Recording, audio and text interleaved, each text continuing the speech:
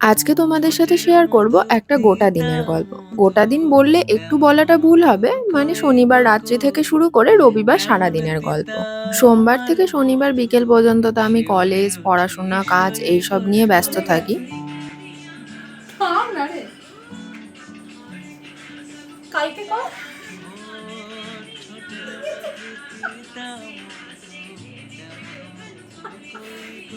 ও মা! কি হলো তোকে? না, মাথায় ব্যথা লাগলো। দাঁড়া রে, একটু দাঁড়া।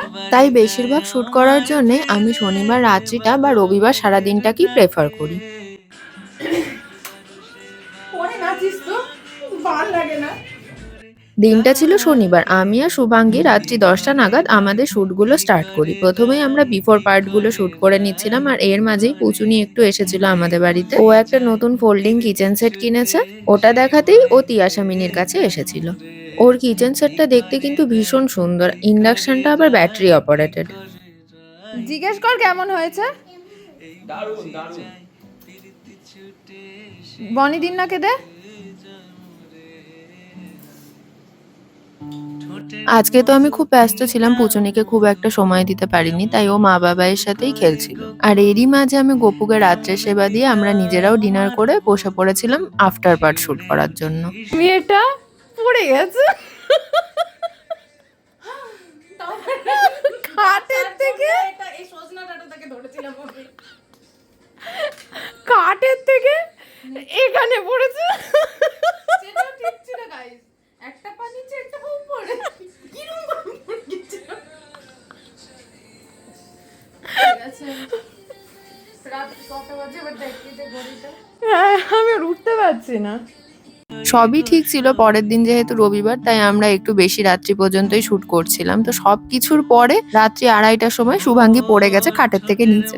বিশ্বাস করবে না, আমাদের প্রায় প্রতিটা শুটেই শুভাঙ্গী একবার করে পড়ে যায়। আর ও এমন এমন ভাবে পড়বে, ওকে তুলবো কি, ও নিজেও হাসতে থাকে আর আমিও ওকে দেখে হাসতে শুরু করে দিই। ঠিক আছে, এসব তো হতেই থাকে। পড়ে গিয়ে উঠে আবার আমরা আমাদের ওই শ্যুটটা কমপ্লিট করে পরে আমি আমার একটা হল ভিডিও করছিলাম। আর আজকের আমার মেকআপটা তো অ্যাজ ইউজুয়াল শুভাঙ্গী করে দিয়েছে, আর এই মেকআপটাও আমার ভীষণ পছন্দ হয়েছে। মেকআপটা প্রায় 12 ঘন্টা পর্যন্ত ইনট্যাক্ট ছিল, কোনো রকম বেস ক্র্যাকও হয়নি। এরপর শুভাঙ্গী ড্রেস চেঞ্জ করে ওর পেজের জন্য একটা রিলস বানিয়ে নিচ্ছিল। এইসব করে শুতে শুতে তো আমাদের প্রায় ভোরবেলা 4:30-5টা বেজে গেছিল।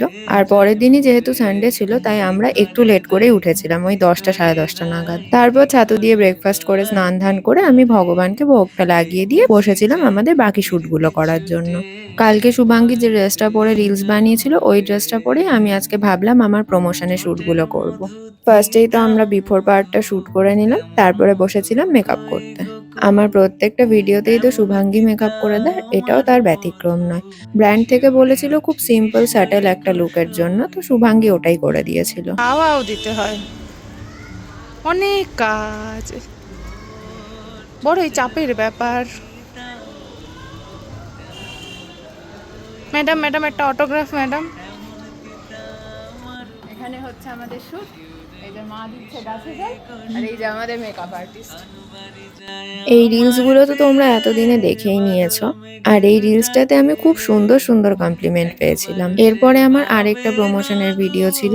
তো শুভাঙ্গী মেকআপটাকে একটু চেঞ্জ করেছিল, মানে বেসটা সেমই রেখেছিল, শুধু আইসে একটু গ্লিটার অ্যাড করেছিল আর ল্যাশ পরিয়েছিল।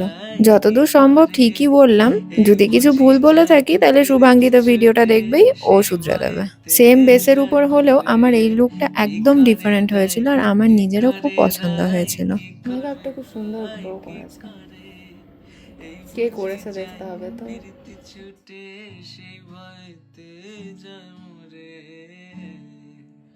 ঠোঁটের মধু তিতা মধু তেমন মধু কি ভালো লাগছে এটা দেখতে আমাকে। রেডি হয়ে তো আমি বসে পড়েছিলাম। এত গরম ছিল সেদিন, মেকআপ যেন না গলে যায় তাই। আর বাকি ফোন, লাইট সবকিছু সেট আপ করার দায়িত্ব ছিল শুভাঙ্গীর। তবে একটা কথা না বললেই নয়, আমি এতদিনে যত প্রমোশনের প্রোডাক্ট পেয়েছি, প্রত্যেকটা প্রোডাক্টই আমার জেনুইনলি ভালো লেগেছে। আমার কন্টেন্ট ক্রিয়েশনের জার্নিতে এখনো পর্যন্ত এরকম কোনোদিন হয়নি যে প্রোডাক্টটা খারাপ, কিন্তু শুধুমাত্র ব্র্যান্ডের রিকোয়ারমেন্টের জন্য আমাকে প্রোডাক্টটাকে ভালো বলে রিভিউ রিল দিতে হচ্ছে। কালকে রাত্রি থেকে আজকে সারাদিনে তো প্রায় আমরা 6 থেকে 7টার মতন রিল শুট করে নিয়েছি। আর এরপরে সবচেয়ে দুঃখের বিষয় যেটা আমার মনে হয় সেটা হলো মেকআপ তোলা। এতক্ষণ ধরে কষ্টের ফল এইভাবেই চলে যায় মানুষের। একটা জুডিওর ওয়াইফ সেই সব কষ্ট চলে যায়। লিটিল বেরি লাগিয়েছিলাম, সেটা আলাদা প্রশ্ন। তা তো বল যে অল্পখানি লাগিয়েছিলাম। আমি মেকআপ রিমুভ করার একটা ট্রিক ইউজ করি, যে কোনো অয়েল লাগিয়ে তারপরে যদি সেটাকে রিমুভ করা হয় তাহলে খুব সহজেই মেকআপটা রিমুভ হয়ে যায়। সবকিছু শেষ করে রাত্রি 8:30 নাগাদ আমরা সবাই মিলে গিয়েছিলাম অনন্যাদের বাড়িতে, কারণ আজকে ছিল ওদের বাড়িতে সত্যনারায়ণ পুজো। মারা তো আগেই চলে গেছিল, আর শুভাঙ্গী আর আমার শুট শেষ করতে একটু লেট হচ্ছিল দেখে আমরা পর থেকে গেছিলাম। বধূ শিউরে উঠি সই গো সই।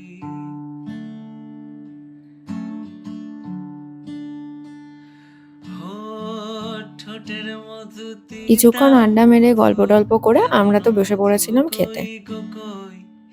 এমন তিতা প্রত্যেকটা রান্না ভীষণ সুন্দর হয়েছিল। প্রথমেই আমাদের প্রসাদ দেওয়া হয়েছিল। এখানে তো সুস্মিতার পাগলামি আলাদাই লেভেলের। ওকে নাকি একটা ভাঙা চিপস দেওয়া হয়েছে, ও সেই চিপসটা খাবে না, তাই আমাকে ভাঙা চিপসটা দিয়ে ও গোটা চিপস নিচ্ছে।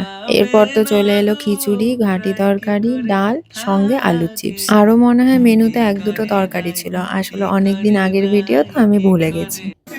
দুবার চিপস নিয়েছি, দুবার তরকারি নেবো, দুবার খিচুড়িও নিয়েছি, যেটা আসবে আবার দুবারই নেবো, এটা ভালো লাগে সেটাই দুবার করে রাই কি করে এই বুঝি যায় পিরিতি ছুটে। ব্যাস, এবার চাটনি মিষ্টি দিয়ে রাতের ডিনার কমপ্লিট করে সবাইকে টাটা বলে আমরা সবাই মিলে বাড়ির উদ্দেশ্যে রওনা হলাম বলে শুধু আমি যাওয়ার সময় একবার করে সবাইকে টাটা করতে বলেছি দেখে সবাই ক্যামেরার সামনে এসে টাটা করে করে চলে যাচ্ছে। ঠোঁটের মধু তিতা মধু তেমন মধু। এতদিনে তো দিদারাও বুঝে গেছে যে আমি ভিডিও করি। শেষে যখন দিদা আর মিষ্টি বাড়ি যাচ্ছে তখন দিদা আমাকে বলছে আমি টাটা করব, তুই ভিডিও করিস। এই সুস্মিতা, আরে ও চিৎকার করে ভালো কথা লাফায় কেন? এবার তো ফাইনালি সবার যাওয়ার পালা, তাই আমাদের বাড়ির সামনে দাঁড়িয়ে সবাই মিলে একটু কথা বলে নিচ্ছিল। যদিও আমাদের সবার বাড়ি খুব কাছাকাছি, তাও যাওয়ার আগে শেষ মুহূর্তেও গল্প আমাদের শেষ হয় না। আর শেষে দেখি আমি, মৌমিতা, শুভাঙ্গী যেভাবে কিন্ডার গার্ডেনে হাত ধরে যেতাম সেরকম ভাবে মারাও আজকে হাত ধরে যাচ্ছে। ব্যাস, আজকের মতন শেষ। কাল তো আবার সোমবার, নতুন ভাবে কাজে ফেরার পালা। সবাইকে টাটা, হরে কৃষ্ণা।